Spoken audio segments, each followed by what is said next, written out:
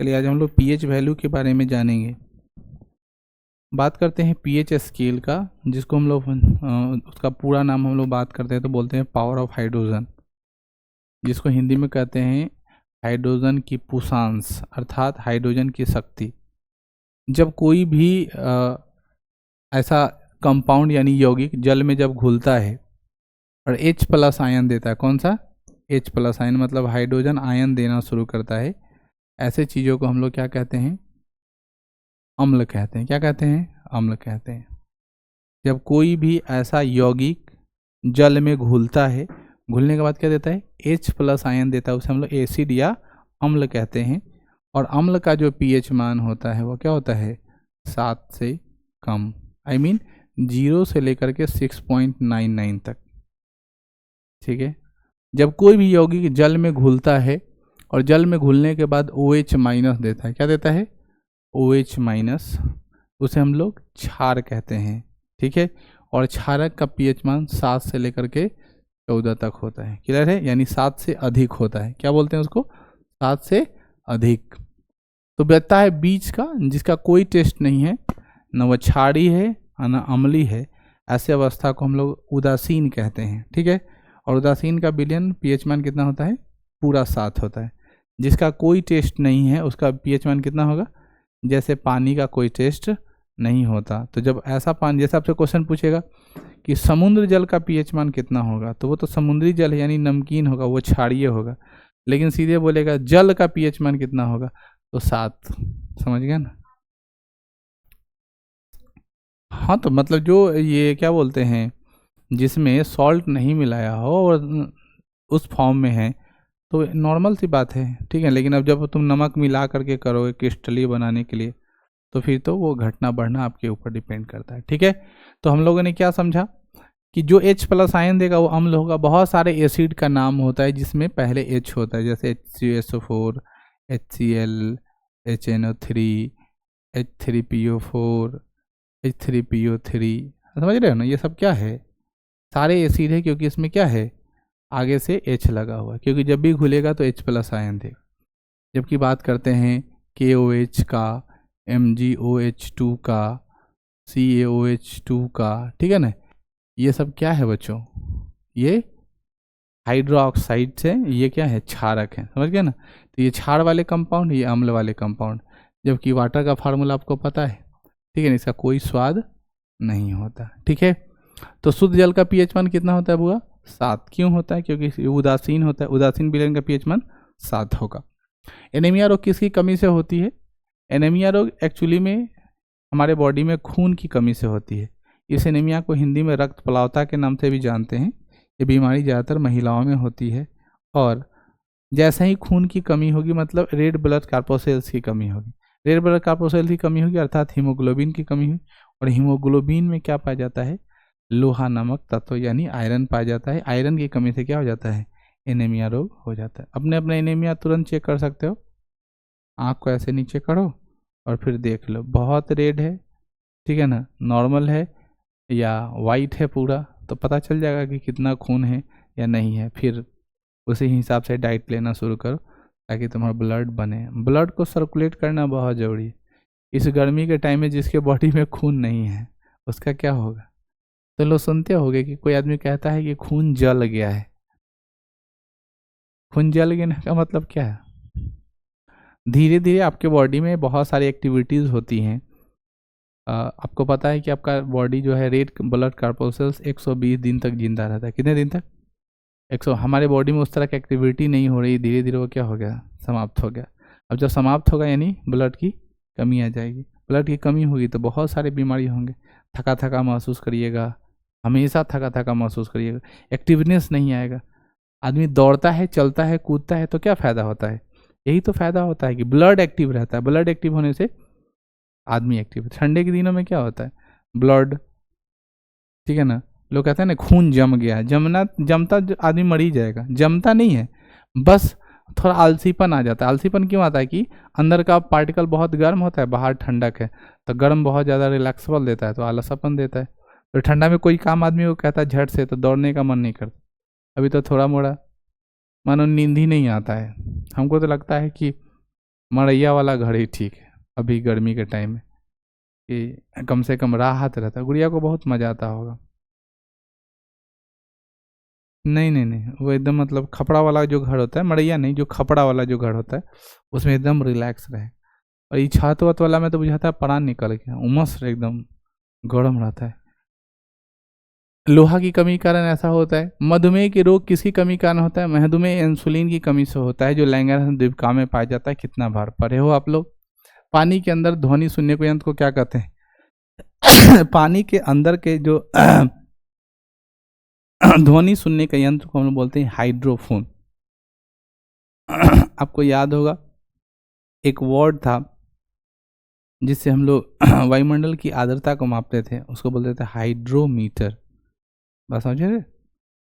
और ये हाइड्रोफोन के द्वारा पानी के अंदर की ध्वनि को क्या करते हैं? सुनते हैं। जैसे पानी के अंदर नेवी है अभी हम लोग का, तो उस जल के अंदर वाले रास्ते से कोई नाव तो नहीं लेके आ रहा है, भीतर वाले पार्ट से कोई व्यक्ति तो नहीं आ रहा है हम पर हमला करने के लिए। वैसे चीज़ों में हम लोग किसका इस्तेमाल कर लेते हैं? हाइड्रोफोन। गुरुत्वीय त्वरण का ऐसे मात्रा क्या होता है? मीटर पर सेकेंड स्क्वायर। गुरुत्वीय त्वरण की वैल्यू कितनी होती है? 9.8, जिसको छोटा वाला जी कहते हैं। बड़े वाले जी का वैल्यू याद है? 6.67 × 10⁻11 न्यूटन मीटर स्क्वायर पर kg स्क्वायर। गाजर किस विटामिन की प्रचुरतम स्रोत है? सबको पता है, गाजर सबसे ज़्यादा विटामिन ए में विटामिन ए पाया जाता है। विटामिन ए का रासायनिक नाम रेटिनॉल होता है। विटामिन ए की कमी से रतौंधी या आई ब्लाइंडनेस हो जाता है। उसके अलावा एक और बीमारी होती है बच्चों, जिसको टेक्रोमा कहते हैं। टेक्रोमा बीमारी किससे संबंधित है? आँख से संबंधित। समझ रहे हो ना? ये सवाल पूछता है। डेसिबल में क्या मापा जाता है? ध्वनि की तीव्रता। मैं आपको पढ़ा रखा था कि हम लोग ध्वनि की तीव्रता डेसिबल में मापते हैं और हर्ट्ज में भी मापते हैं, ठीक है ना। ध्वनि को अगर ये मेजर कर लेते हैं कि हमारा कान जो है, ध्वनि जो है एक तरंग के रूप में चलता है और हमारा कान एक तरंग को एब्जॉर्व करता है। कल ही आप लोग को पढ़ाए थे कि तरंग 3 प्रकार के होते हैं, पराश्रव, अवश्रव और श्रव तरंग। अश्रव तरंग ऐसा तरंग होता है जिसको हमारा कान नहीं सुनता है, जिसका फ्रीक्वेंसी 20 हर्ट्ज से कम होता है। श्रव तरंग ऐसा होता है जिसको हमारा कान सुनता है, 20 हर्ट्ज से 20,000 हर्ट्ज के बीच में होता है। और पराश्रव तरंग जिसको हम लोग एब्जॉर्ब नहीं कर पाते, जिसको चमगादड़ जैसे जीव उसको एब्जॉर्ब करता है, उसका नाम क्या है? 20,000 हर्ट्ज से ऊपर होता है। समझ गए ना? तो ये तरंगों के प्रकार हैं। ध्वनि की तीव्रता डेसिबल में मापते हैं। किसी विद्युत तापक की कुंडली बनी होती है बच्चों, विद्युत तापक की कुंडली जो बनी होती है वो नाइक्रोम की बनी होती है। विद्युत हीटर में जो हम लोग लगाते हैं, विद्युत हीटर में जो हम लोग बनाते हैं वो किसका है? नाइक्रोम का ही होता है। क्योंकि आप लोग हीटर याद किए हो, हीटर को हिंदी में क्या कहते हैं? तापक। समझ में आ गया? जबकि हम लोग आयरन में, विद्युत इस्त्री में किसका लगाते हैं? किसका लगाते हैं? टंगस्टन की लगाते हैं, ठीक है ना। ध्यान सुनना। अब फिलामेंट जो हम लोग लगाते हैं बल्ब के भीतर, वो भी किसके लगाते हैं? तो नाइक्रोम की तार हम लोग विद्युत इस्त्री में ऐसे लगा देते हैं। नाइक्रोम की तार का भी गलनांक क्या होता है? बहुत ज़्यादा होता है। डायनमो किस सिद्धांत पर काम करता है? डायनमो सिद्धांत काम करता है फैराडे के नियम पर।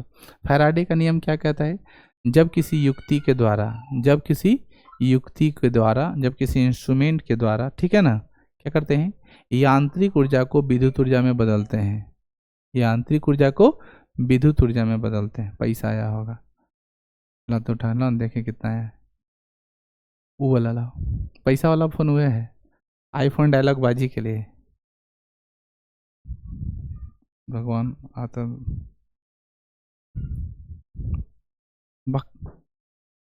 6,082 रुपया। एक्सिस बैंक का क्रेडिट कार्ड का एक्टिव बैलेंस बता रहा है, इतना बाकी है। तो डायनामो किस सिद्धांत पर काम करता है? फैराडे के नियम पर। फैराडे साहब ने क्या कहा? फैराडे साहब ने कहा कि जब किसी भी ऐसे बॉडी से यांत्रिक ऊर्जा को किसमें? विद्युत ऊर्जा में कन्वर्ट करता है, उसे हम लोग क्या कहते हैं? डायनामो इसी सिद्धांत पर काम करता है, यांत्रिक ऊर्जा को विद्युत ऊर्जा में कन्वर्ट करता है, ठीक है। हैजा संक्रमण किसके द्वारा होता है? आप लोग कितना बता चुके हैं। हैजा जो है वो बैक्टीरिया के द्वारा होता है, यानी जीवाणु के द्वारा होता है। वो दूषित जल पीने से फैलता है, जिसमें आदमी को दस्त होता है, उल्टी होती है, ठीक है ना, डिहाइड्रेशन भी हो जाता है, यानी पानी का कमी। गुरुत्वाकर्षण का नियम किसने दिया था? सबको याद है गुरुत्वाकर्षण का नियम की खोज किसने किया था? न्यूटन साहब ने किया था। न्यूटन का पूरा नाम सर आइजैक न्यूटन है। न्यूटन ने गति का भी नियम दिया था। न्यूटन के अनुसार ब्रह्मांड का कोई भी ऐसा पदार्थ जिसका अट्रैक्शन है दोनों के बीच फोर्स जो वो होता है, फोर्स जो है वो डायरेक्टली प्रोपोर्शनल यानी दोनों के मास के गुणनफल का अनुक्रमानुपाती और दोनों के बीच के दूरी का वैध क्रमानुपाती होता है। अर्थात फार्मूला उन्होंने बनाया F बराबर जी m1/m2 r स्क्वायर, जहाँ पे g को हम लोग गुरुत्वीय नियतांक के नाम से जानते हैं, ग्रेविटेशनल कांस्टेंट कहते हैं। उस ग्रेविटेशनल कांस्टेंट की वैल्यू होती है कितना? अभी तो बोले थे 6.67 गुने 10 के पावर -11। क्लियर है?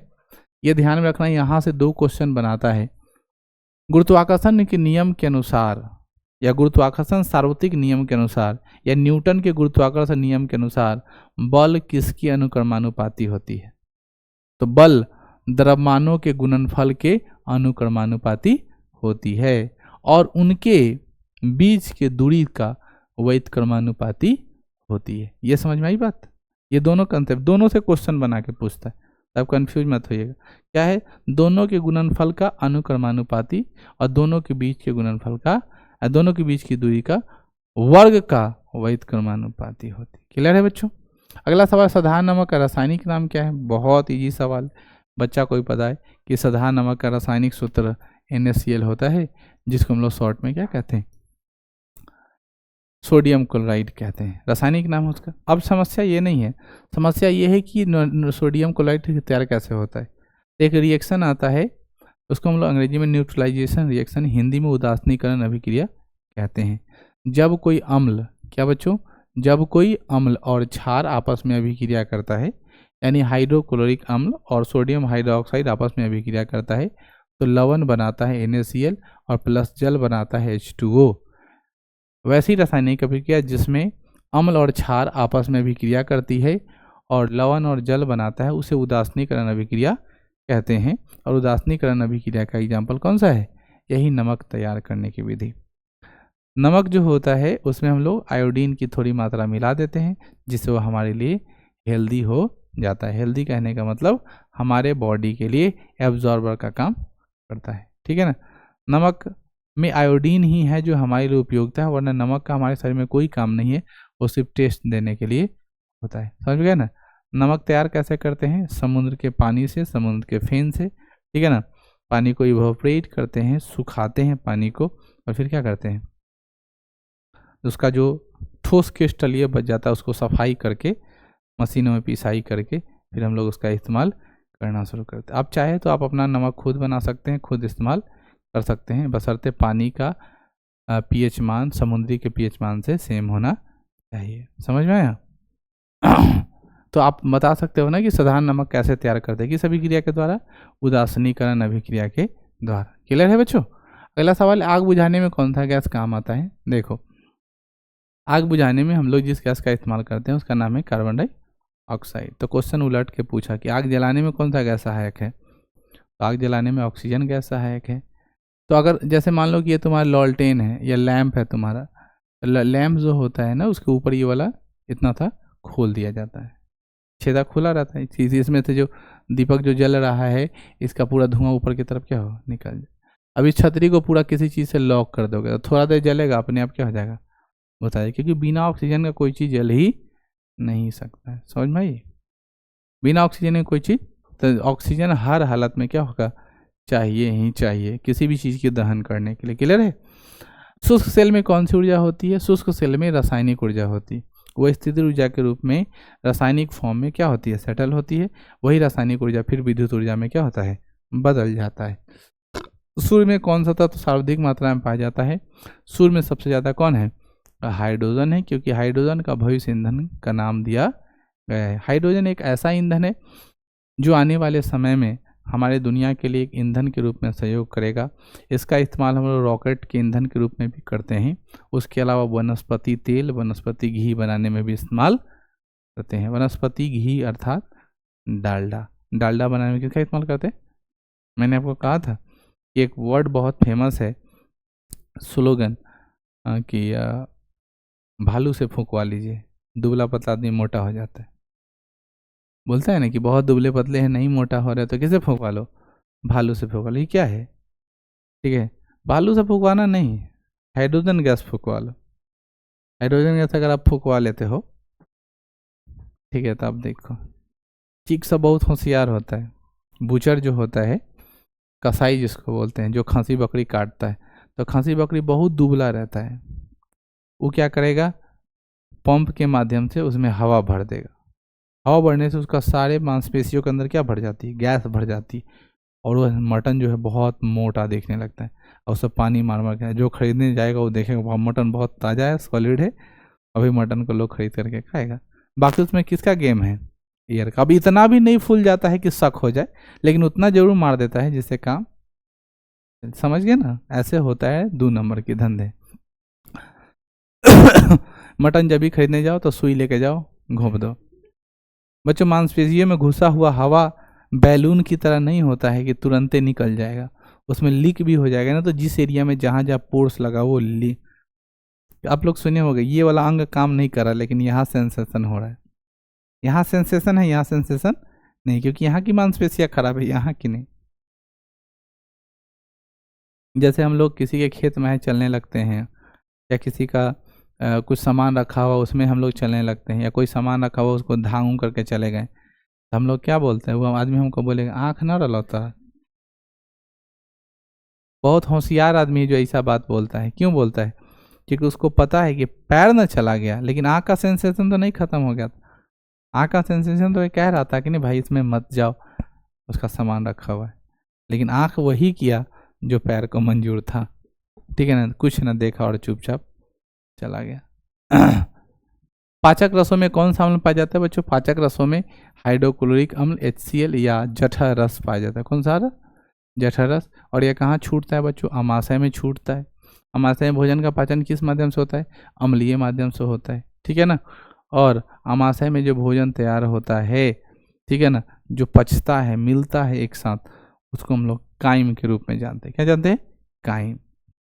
भाप का अतितापन किस दाब पर किया जाता है, देखो भाप का अतितापन जो है वो अचर, भाप का मतलब गैस, गैस का अतितापन जो है मतलब over heating, maximum heating, special heating जो है किस दाब पर करते हैं, अचर दाब पर करते हैं, मतलब वेरिएबल टेम्परेचर पर करते हैं, कोई गारंटी नहीं, ठीक है ना। अलग अलग आदमी को पिनकने का अलग अलग लेवल है। किसी आदमी को कुछ बोल दो, थोड़े बाद वो पिनक के फायर हो जाएगा। एक आदमी है जिसको बहुत कुछ बोलते रह जाओ फिर भी वो मुस्कुराता रहेगा, ठीक है। किसी आदमी को थोड़ा लेट कर दो खाना देने के लिए, वो पिना के दम कायर की तरह भांति तुमसे बात करने लगेगा। तो सब लोगों का पिनकने का लेवल थोड़ा अलग है। तब आप किस प्रकार का पिनकने अपना लेवल थोड़ा देख, आपको कब गुस्सा आता है, आप लोग का गुस्सा का कोई लेवल होगा ना, क्या ऐसा बात बोलता है तो हमको बहुत गुस्सा आ जाता है, हाँ होते रहता है, ठीक।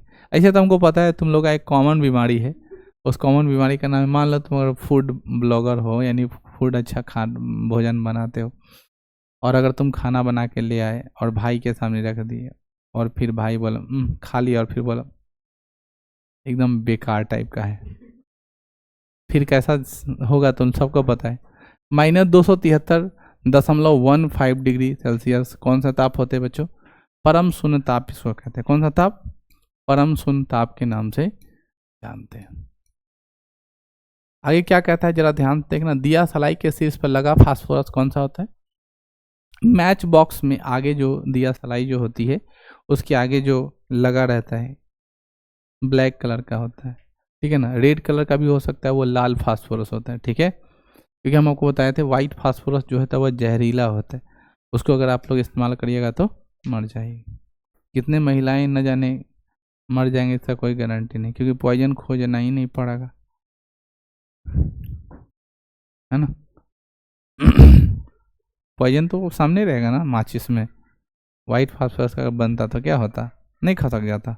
उससे हम लोग फॉस्फीन गैस बनाते हैं बच्चों, जो कि बहुत जहरीला होता है। फॉस्फीन गैस सूंघने से ही मर जाता है।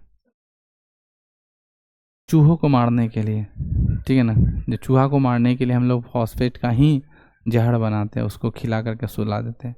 कभी कभी आदमी भी खा लेता है, ऐसा नहीं है, लेकिन ये गलत नीति और गलत शिक्षा है, इसलिए इस सब फेरा में नहीं पड़ना। जिंदगी बहुत मेहनत से मिला है, तुमको बहुत मरना है ना तो एकदम प्यार से माँ के पास जाना, बोला हमको मरना है, हम किडनी डोनेट करना चाहते हैं और घर के लिए कुछ करना चाहते हैं, कम से कम 3 तल्ला बना के जाएंगे, लोग हम किडनी बेच देते हैं। देखो जब आदमी को दुख पड़ता है तब आदमी को जीने का मन नहीं पड़ेगा, जब आदमी को दुख खत्म हो जाएगा तब सुख जब होने लगेगा तो उसको बहुत जीने का मन करे, समझ गया ना। ये मस्ती वो मस्ती ऐसे वैसे चलते रहता है, लेकिन आपको ये समझना चाहिए कि आपने जो सुख टाइम में जो पाप किया है उसी का भोग किसमें भोग रहे हैं, दुख वाले टाइम में, ठीक है ना। इसलिए जब आपके पास सुख हो तो बहुत ज़्यादा घमंड नहीं करिए, नाइट पैंट टी शर्ट में बवाइए, ठीक है ना, वरना कब दुख आ जाएगा इसका कोई गारंटी नहीं। और फिर सब लोग आपका बहुत ज़्यादा मजाक उड़ाएगा, पहले बहुत आकाश में उड़ते थे, आ गए ना अपने औकात पे, समझ रहे हो, और आज भी अपने औकात पे है और उस टाइम में भी अपने औकात पे रहोगे, कोई तुमको उंगली करने वाला आदमी नहीं मिलेगा। ये बहुत अच्छा बात बता रहे, ठीक है। आने वाले समय में तुम लोग अमीर हो जाओगे, रातों रात करोड़पति हो जाओगे, ठीक है ना। ठीक है ना, ठीक है ना, वो रात आएगा, ठीक है ना, आ जाएगा। बहन को फ़ोन लगाना, पूछना तुम्हारे कितने रूम हैं, तुम्हारा घर क्या तला है, तो बताएंगे, ठीक है ना, इतना रूम है इतना तल्ला है ये वो सब कुछ बता देगी। कहना क्या चाह रहे समझ रहे हो ना। रातों रात अपने संपत्ति का कोई आदमी तुमको हकदार बना देगा, ठीक है ना। और तुम अगर करोड़पति से शादी हो रहे तो कम से कम 50 लाख के तुम मालिक हो ही जाओगे, ठीक है ना। लड़की लोग का जीवन बहुत अच्छा, हम किसी लड़की का हाथ थाम के ले आएंगे तो अपने शेयर में से उसको देना पड़ेगा, बात समझ गए ना। लेकिन लड़की अपने शेयर में से हमको कुछ दिलाने वाली नहीं, तो वही झूठुकली 10-5 लाख रुपया लेके आ जाएगी, एक आध गो पलंग वलंग 2-3 गो वह टीना वाला पेटी लेके बजाते, और उसमें भी उसी का काम का सामान, बहुत सारा साड़ी उड़ी कपड़ा उपड़ा लेके आ जाए, ऐसा लगेगा जैसे बहुत सारा सामान दिया, उसमें 80% सामान महिला का ही रहता है, पुरुष को कुछ मिलता है वही शर्ट पैंट कोट पैंट मिल गया, एक पहचान करते रहो। तो दिया सलाई के शीर्ष पर लगा फास्फोरस कैसा होता है बच्चों, लाल फास्फोरस होता है। वर्णौली का प्रमेय किसकी व्याख्या करता है बच्चों, वर्णौली का ऊर्जा संरक्षण का सिद्धांत को दिखाता है। वर्णौली प्रमेय में क्या होता है कि ये द्रव का फ्लो का बताता है कि अगर किसी भी पाइप से कितना भी द्रव पास होता है तो उतना ही द्रव क्या होता है, बाहर की तरफ निकलता है, या जितना भी नंबर ऑफ पाइप कनेक्ट कर दो, number of masses of water उतना ही बाहर की तरफ निकलेगा, ठीक है ना। प्रतिबल का ऐसा मात्रा क्या है, न्यूटन मीटर स्क्वायर, ठीक है। स्नेल का नियम संबंधित क्या है, प्रकाश के अपवर्तन, सबको नियम पता है। स्नेल का नियम फार्मूला क्या होता है, म्यू इक्वल टू साइन आई बटे साइन आर होता है। अगला है प्रोड्यूसर गैस किसका मिश्रण है, प्रोड्यूसर गैस जो होता है कार्बन मोनोऑक्साइड और नाइट्रोजन का मिक्सअप होता है, ठीक है। कार्बन मोनोऑक्साइड मतलब CO और N2 मतलब नाइट्रोजन, दोनों को मिक्स करते हैं तो प्रोड्यूसर गैस मिलता है। किस अंग को रक्त का आरक्षण बैंक कहते हैं, देखो रक्त का आरक्षण बैंक, रक्त का ब्लड बैंक, ठीक है ना, किसको कहते हैं, पीला को कहते हैं, समझ में। रक्त का ब्लड बैंक कौन है, पीला होता है, पीला को याद रखेंगे। एक रॉकेट काम करता है, देखो बंदूक से गोली मार रहे हो, न्यूटन का थर्ड लॉ, रॉकेट को लॉन्च कर रहे हो, किसको, रेखीय संवेग संरक्षण का सिद्धांत, टक्कर के बाद करा रहे हो, टक्कर से पहले करा रहे हो, संवेग संरक्षण का सिद्धांत, समझ रहे हो। तो याद रखना कि कंजर्वेशन ऑफ मोमेंटम, बात समझे हैं, linear momentum, conservation of linear momentum का एग्जांपल है लॉन्चिंग ऑफ रॉकेट, रॉकेट को लॉन्च करने के लिए हम लोग संवेग संरक्षण का सिद्धांत का इस्तेमाल करते हैं, ठीक है।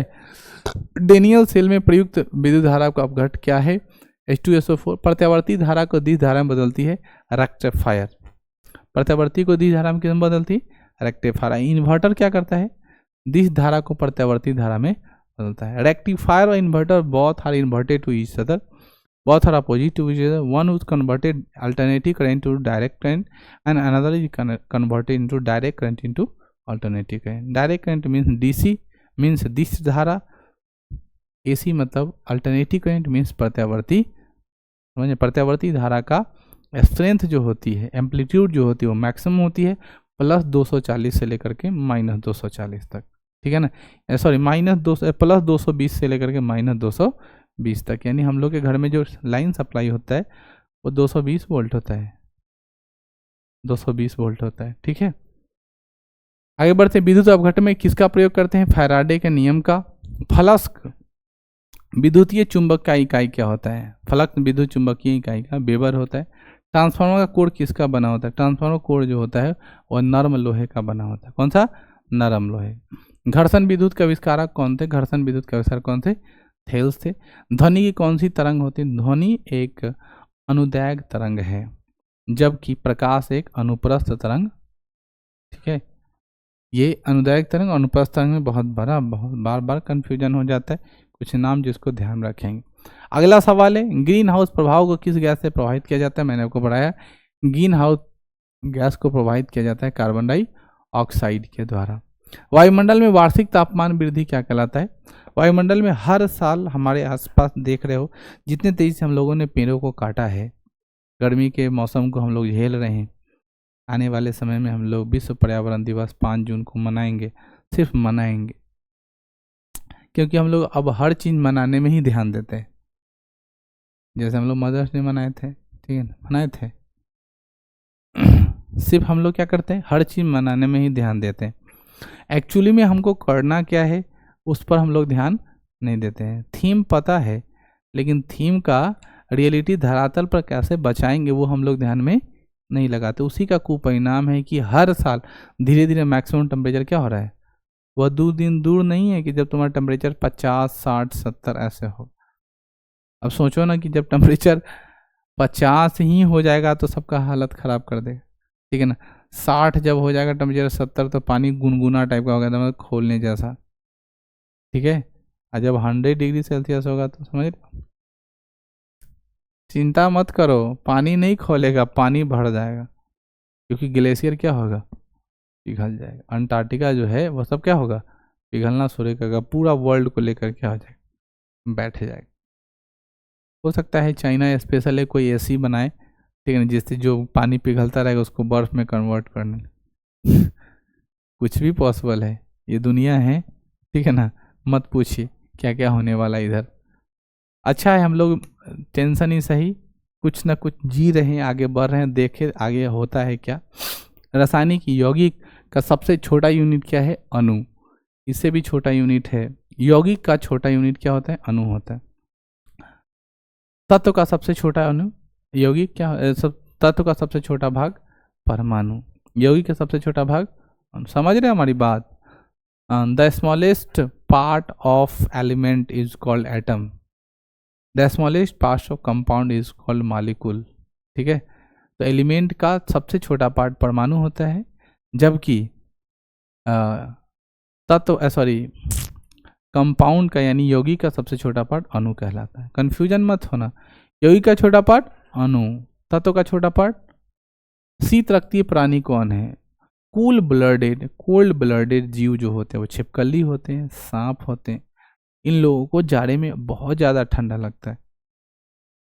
मतलब जाड़े में बहुत ज़्यादा ठंडा लगने का मतलब क्या है कि ये लोग मतलब सरीसृप है, ससर के चलते हैं और ये चल भी नहीं पाते। गोह थूक बिगवा, जानते हो ना, थूक बिगवा, गोह जानते हो? गोह, तो गोह का भी हाल वही है, वो बाहर बड़ा सा जीव निकालते रहता है, थूक। तब कोल्ड में जब उसको ठंडे के दिन में सबका हालत ख़राब हो जाए, जेने मारो पटरा लेकर पड़ जाए।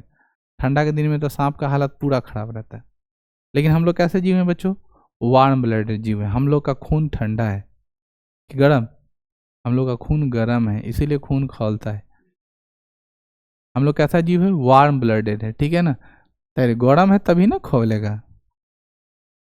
किस खुशी में लड्डू चलो, किस खुशी में लड्डू?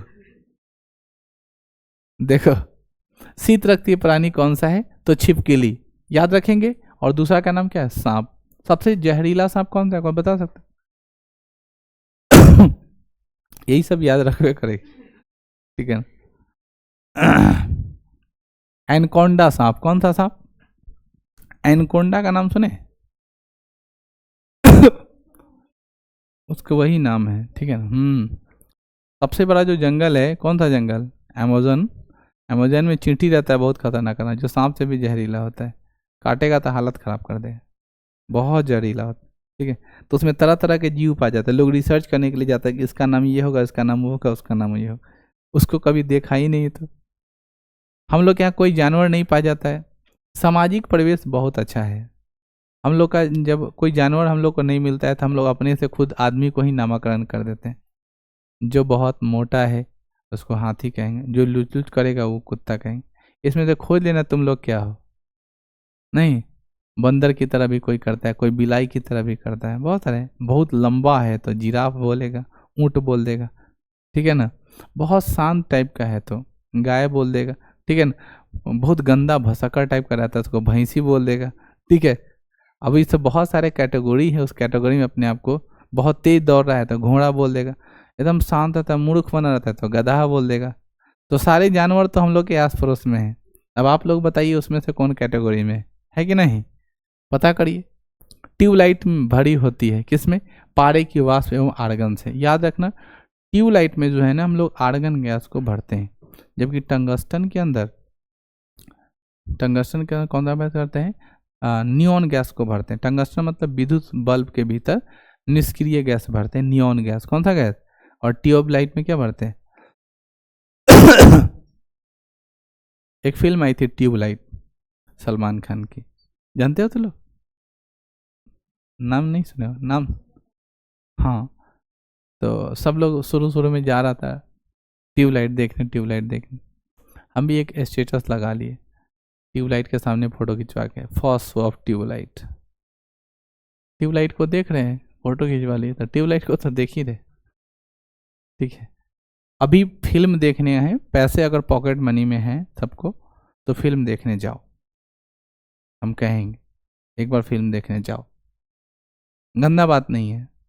फूले फिल्म आया, सावित्री बाई फूले के जीवनी पर एक बहुत अच्छा फिल्म बनाया गया, जिसमें भारत की पहली महिला शिक्षिका सावित्री बाई फूले, जानते हो ना, उन्हीं की जीवनी पर फिल्म बनाया गया। हम तो कल जाएंगे नाइट शो, छुट्टी नहीं है लेकिन हम रात को कहीं, कल थोड़ा इधर काम है, सामाजिक काम, कल तक करा लेते हैं, उसके बाद नाइट शो देखा जाएगा। देखना चाहिए, अच्छा फिल्म। अगर नहीं पॉसिबल है तो मोबाइल में किसी टेलीग्राम वगैरह, सब के पास एंड्रॉयड फ़ोन है ही, देखो फुले फिल्म, अच्छा है। टाइफाइड किस अंग को प्रभावित करता है? इसे आंत ज्वर भी कहते हैं। कौन सा ज्वर बच्चों? आंत की बुखार भी टाइफाइड को हम लोग कहते हैं। अपने पर्स को याद कर रहे हो क्या कि कितना है उसमें, पैसा हो जाएगा कि नहीं, ठीक। अगर आपके पास बड़ी बहन है तो बैंक का काम कर रहा है, ठीक है ना। एटीएम पापा हैं ही, बड़ी बहन बैंक हैं ही, कभी घर में किसी ऐसे मामा उमा है तो उसको भी बुला लो, ठीक है ना। वो लोग को भी अपना बताओ दांत पकड़ के भमोच लेना, पैसा व्यवस्था लगाओ, नोच लो, यही 2-4-500, या एक बार नानी कने घूम के चलाओ तो हो ही जाएगा 2-4-500, फिर काम चल जाएगा तुम लोग का। तुम लोग का पैसा कहाँ आएगा तुम लोग के पास से? हीरा का अपेक्षित घनत्व का अपर्तनांक कितना होता है? हीरे का अपेक्षित घनत्व का अपना 3.51 ग्राम और 2.42 होता है। अपर्तनांक तो ये हो, याद है सबको। अपेक्षित घनत्व तो याद रखिएगा 3.51 ग्राम पर सेंटीमीटर क्यूब होता है। भारी जल का अनुभार कितना होता है? 20। भारी जल का अनुभार कितना होता है बच्चों? 20 ग्राम होता है, ठीक है। आगे बढ़ते, आरडीएक्स का अन्य नाम क्या है? आरडीएक्स एक तरह का बम होता है, बारूद। आरडीएक्स क्या है? एक तरह का विस्फोटक पदार्थ होता है। आप लोग कुछ दिन पहले आप लोग देखे होंगे, एक घटना हुई थी जिस घटना को हम लोग उड़ी बोले थे, या पठानकोट हमला। अभी तो एक पुलवामा हमला हुआ था, पठानकोट हाल फिलहाल में अभी कौन सा हुआ है? पहलगाम, ठीक है ना। पठानकोट हुआ है, पुलवामा हुआ है, उड़ी हुआ है, सब में विस्फोटक पदार्थ का इस्तेमाल किया। पुलवामा हमला वाला जो हुआ था उसमें आरडीएक्स बम का बहुत ज़्यादा इस्तेमाल किया गया, तो वो बहुत ज़्यादा क्या होता है? विस्फोटक पदार्थ होता है। तो इसको हम लोग किस नाम से जानते हैं? साइक्लोनाइट के नाम से जानते हैं। किस नाम से जानते हैं बच्चों? साइक्लोनाइट से। बड़ी अच्छा है, अपने मने मोबाइल ऑफ हो गया, मतलब डिस्चार्ज था। जो फ़ोन कर रहा हो कह रहा होगा मेरा फ़ोन देखते ऑफ कर दिया। भाई हम ऑफ नहीं किए। प्रोटॉन का भार इलेक्ट्रॉन के भार का कितना गुना होता है? 1836 गुना। प्रोटॉन का भार इलेक्ट्रॉन के भार से कितना होता है? 1836 गुना होता है। रेटिना पर किस प्रकार की प्रतिबिंब बनती है? रेटिना प्रतिबिंब वास्तविक और कैसा बनता है? उल्टा। हमारा दिमाग उसको क्या करता है? सीधा करके देखता है। आगे बच्चों हम लोग बढ़ते हैं, जिसका नाम है सीसा एवं टीन का मिश्रण क्या कहलाता है? सीसा एवं टीन का मिश्रण सोल्जर कहलाता है, जिससे हम लोग क्या करते हैं? Pb plus Sn। एक होता है कॉपर प्लस Sn, होता है ना, कॉपर और टीन, ठीक है ना, सीसा और टीन। उसके अलावा भी एक है कॉपर और जिंक। तो कॉपर और जिंक से क्या बनता है? पीतल, ठीक है। और कॉपर और टीन से क्या बनता है? कांसा। सीसा और टीन से क्या बनता है? सोल्डर। ये सोल्डर क्या होता है? जिससे हम लोग किसी भी इलेक्ट्रॉनिक सामान को जोड़ते हैं, छोटे छोटे किट को, उसको एवोल्यूट करके उसको जोड़ने की प्रयास करते हैं। एक गैलन में कितना लीटर होता है? एक गैलन में 4.54 लीटर। नींद का अध्ययन क्या कहलाता है? हिप्नोलॉजी। इस पर तो रिसर्च करने की बहुत ज़रूरत, सबको हिप्नोलॉजी की आवश्यकता है, ठीक है ना। किसी को नींद बहुत ज़्यादा आता है, किसी को नींद नहीं आता है, ठीक है ना।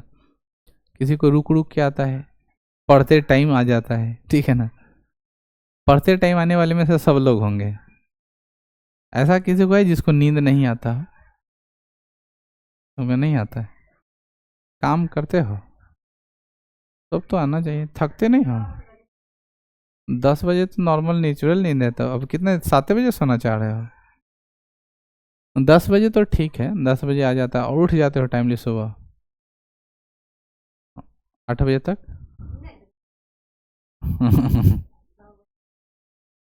तब तो बहुत लेट उठते हो। गर्मी के दिन में 6 बजे उठना मतलब समझ रहे हो ना, बहुत भयंकर धूप हो जाती है। अभी ना एक फल गिर रहा होगा, उस फल को महुआ कहते हैं। अभी महुआ गिर रहा होगा, छू रहा होगा महुआ, देखे हो महुआ गिरते हुए? नहीं, लेकिन अभी हो रहा होगा, ठीक है। तो महुआ कैसे गिरता है पता है? जब सूर्य की किरण जब पड़ती है तब उसके बाद वो चूना शुरू होता है, नीचे एकदम पथार लगा रहेगा, और उसको जाकर के इकट्ठा किया जाता है, एक एक उठा उठा के चूना, बहुत अच्छा रस उसमें से निकलता है। फिर उसको धूप में रख करके सुखाया जाता है, और फिर बरसात वाले टाइम में उसको भून करके मक्का वाला भूजा के साथ बना करके लोग उसको लट्टा बना करके खाता है। बहुत लोग महुआ से शराब भी बनाता है। समझ में आया? ये सब चीज़ नहीं खाए हो? खाना चाहिए। मेरे पास तो लगभग 14-15 महुआ का पेड़ है, मतलब बहुत बागान ही रहे। हाँ, मतलब महकता है, सड़ मतलब थोड़ा रख दोगे ना तो अड़ुआ जाता है, उसको बोलते हैं महकना, बदबू देने लगता है। अब तो कोई आदमी नहीं है कि उसको चून चान करे। दादी लोग होती है ना, दादी लोग के समय ज़्यादा मन लगता है, भले ही उसको कुछ मुनाफा नहीं हो, लेकिन पागल की तरह भूख प्यास छोड़ करके वहीं में पगला रहेगी। ऐसा बात तो लोग के सामने बोलोगे तो वो लोग बोलेगी बिना कैले ते खो गए, तो नहीं लेखन रहती थी तक धन बच तक। सही बात है। हम लोग जिस सोच के आदमी हैं उस सोच में माता पिता और दादा दादी का सोच कभी मैच नहीं करेगा। क्यों नहीं मैच करेगा? क्योंकि हर छोटा बात पे किच किच किंतु परंतु करते हैं। हम लोग ज़्यादा किच किच पक पक इस सब से बहुत दूर रहना चाहते हैं, और सबके माता पिता वैसे ही होते हैं। कभी अपने माता पिता के साथ जाओ और कभी अपने साथ अकेले घूमने जाओ। माता पिता के साथ अगर तुम घूमने चले गए तो हर सामान लेने में बाउंडेशन रहेगा, ई नहीं लो, ई नहीं लो, ऐसे लो वैसे लो, ये करना है वो करना है। अब ना जाने उनको बहुत तजुर्बा है इस चीज़ का, या वो पैसा नहीं बेवकूफ़ की तरह खर्च करना चाहते हैं, ठीक है ना। बहुत सारा कारण हो सकता है, लेकिन जब हम लोग अकेले जाते हैं तो जो मन करता है सो करते हैं। बात समझ में आई? तो माता पिता और हम लोग के ये कभी नहीं मैच होने वाला है, और अगला पीढ़ी में चले जाओ तो और ज़्यादा परेशानी है। रेडियो सक्रियता की इकाई क्या होती है? रेडियो सक्रियता की इकाई क्या होती है? रेडियो सक्रियता अर्थात रेडियो एक्टिविटी की खोज किसने की थी? Henri Becquerel. किसने किया था वो? रक्त प्रवाह को रोकने का प्रयोग किसमें किया जाता है? रक्त प्रवाह को रोकने के लिए फेरिक क्लोराइड का इस्तेमाल करते हैं। अगर आपका ब्लड कहीं से गिर रहा हो, कट गया हो, तो फेरिक क्लोराइड का इस्तेमाल कर उसको रोका जा सकता है। रुधिर को थक्का जमने में सहायक कौन होता है? प्लेटलेट्स। ब्लड को थक्का बनाने में कौन सहायक होता है? प्लेटलेट्स होता है। मस्तिष्क तथा सिर के अध्ययन से संबंधित कौन है? मस्तिष्क और सिर से संबंधित को हम लोग क्या बोलते हैं? प्रेनोलॉजी के नाम से जानते हैं। सबसे अधिक तथा सबसे कम तरंग किसका होता है? देखो, जब बात करते हैं सबसे अधिक तरंग की तो लाल होगा और सबसे कम किसकी होगी? बैगनी। इसी का उल्टा एक सवाल पूछता है बच्चों कि अगर विचलन, क्या हुआ? विचलन। तो विचलन सबसे कम जो होगा वो होगा लाल का, और सबसे ज़्यादा जो होगा वो होगा बैगनी का, जबकि इसका तरंग दर कम है। ठीक है ना? बैगनी का तरंग दर क्या होता है? कम होता है, लेकिन विचलन ज़्यादा। लाल का विचलन कम, तरंग दर ज़्यादा। बातें समझ में आ रही है? आगे बढ़ते हैं। एक माध्यम से दूसरे माध्यम में प्रवेश करते समय प्रकाश की किरण को मुड़ना क्या कहलाता है? प्रकाश का अपवर्तन। एक माध्यम से दूसरे माध्यम में जब प्रकाश क्रॉस करता है तो क्या होता है? उसके दिशा में दो बार परिवर्तन होता है। एक तो या तो अभिलंब से दूर हटेगा या अभिलंब के पास आएगा। अभिलंब से दूर हटे या अभिलंब के पास आए, प्रकाश की इसी घटना को प्रकाश का अपवर्तन कहते हैं। जबकि प्रकाश के परावर्तन एक ही माध्यम से उसी माध्यम में लौट जाता है। ठीक है ना? आगे बढ़ते हैं। एनोमीटर से क्या मापा जाता है? हवा की शक्ति तथा उसकी गति को मेजर किया जाता है। जैसे आप लोगों को पता होगा, एक न्यूज बन के आती है कि 70 की रफ्तार से आ रही है हवा, 120 की स्पीड से आ रही हवा, उड़ा देगा छप्पर आपका, इतना शक्ति है। ठीक है ना? तो क्या है, अभी का टाइम चल रहा है आंधी तूफान का टाइम, और इस आंधी तूफान के टाइम में क्या होते रहता है? सब लोग टारगेटिव मूड में रहता है कि जैसे ही आंधी तूफान आए तो कहाँ चला जाना है? आम के गाछी में, लीची की गाछी में टॉर्च ले लेके। दिन में अगर हो जाए तो पक्का घर में नहीं रहोगे। रात में लोग रहता है तो डर के मारे रह जाता होगा घर में, लेकिन अगर दिन में हो जाए तब तो नहीं रहेगा। ठीक है ना? सब आम के पेड़ के नीचे रहे। और पता है बुआ, सबसे रिक्सी काम तुम कर रहे हो। एक आम उठाना बहुत टफ काम है। कहीं हमें रह रहे हो, ऊपर से को मोटका डांड गिर गया, हो गया कहानी 35 है। क्योंकि आपके गांव में ना बहुत लोग डांड से दब के मर गए हैं, बहुत लोग। हमको याद आ रहा है, आप लोग को भी याद आया होगा शायद, कुछ दिन पहले किसी घर में बेटी का शादी था और बड़ा सा मतलब पीपल, ठीक है ना, पीपले का डांड गिर गया और मर गया। ठीक है हो जाता है वैसा ही। जैसे देखो ना, ये हम भी मधुमक्खी बचाने गए थे, मधुमक्खी उड़ गया, आई कट गया, तो हो जाता है। वो जो लिखा रहता है उसको कभी कल है ना, तुम्हारे लोल पे मच्छर काट रहा है, बैठा हुआ आया, हम ऐसे मार देंगे भरते, तो क्या होगा तुमको पता है? मच्छर तो उड़ जाएगा, लोल बाहर की तरफ निकल जाए। एक फर्मी में कितना मीटर होता है? एक फर्मी में 10 के पावर -15 मीटर होता है। हाँ, एक फर्मी में 10 के पावर -15 मीटर होता है। अगला सवाल है, लाल और हरा रंग को मिलाने से क्या बनता है? लाल और हरा रंग को मिलाने से बनता है पीला रंग। हम लोग तो बनाते हैं तो काला बन जाता है। लाल और हरा को मिला देंगे तो क्या बनेगा? काला। ये तो कुछ ज़्यादा पच नहीं रहा है। लाल और हरा रंग को मिला देंगे तो पीला बन जाएगा। ठीक है ना? ये वाला ना आपको हम पढ़ा दूंगा कलर कोड मैजेंटा करके। एल्कीन का समान सूत्र क्या होता है? CnH2n होता है। एल्कीन का समान सूत्र क्या होता है? CnH2n+2 होता है। एल्काइन का फॉर्मूला CnH2n-2 होता है। सोडियम किस द्रव में रखा जाता है? सबको याद है, सोडियम को केरोसिन में रखते हैं। फर्स्ट ग्रुप एलिमेंट है, S ब्लॉक एलिमेंट है, सॉफ्ट धातु है, चाकू से आसानी से काटा जा सकता है, अति ज्वलनशील होता है, वायुमंडल के संपर्क में आने से आग पकड़ लेता है। इसकी वैलेंसी +1 होती है, इलेक्ट्रॉनों को त्याग कर सकता है, एक बहुत अच्छा धातु है। DNA संरचना का मॉडल ऐसे लग रहा है जैसे सोडियम मेरा बाल बच्चा है। ठीक है DNA की संरचना का मॉडल किसने दिया? बहुत पुराना क्वेश्चन है, वाटसन। और चलिए आज रहने देते हैं, हम लोग मिलेंगे कल।